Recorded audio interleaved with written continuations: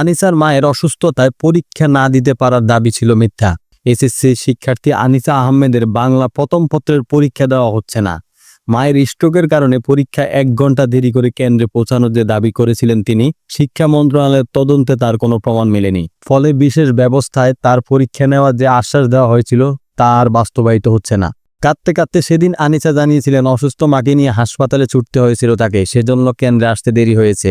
আর দেরির কারণে কেন্দ্রে প্রবেশ করতে পারেননি তিনি। সরকারি বাংলা কলেজ কেন্দ্রের সামনে আনিসার ছোটাছুটি ও কান্না, সেই ছবি ভিডিও ছড়িয়ে পড়ে সামাজিক যোগাযোগ মাধ্যমে।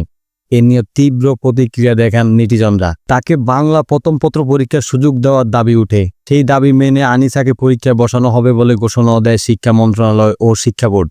তবে ঘটনার সত্যতা নিশ্চিত হতে একই সঙ্গে 2টি তদন্ত কমিটি গঠন করা হয়। একটি কমিটি করে ঢাকা মাধ্যমিক ও উচ্চ মাধ্যমিক শিক্ষা বোর্ড এবং আরেকটি কমিটি করা হয় আনিসার পরীক্ষা কেন্দ্রের সরকারি বাংলা কলেজের পক্ষ থেকে।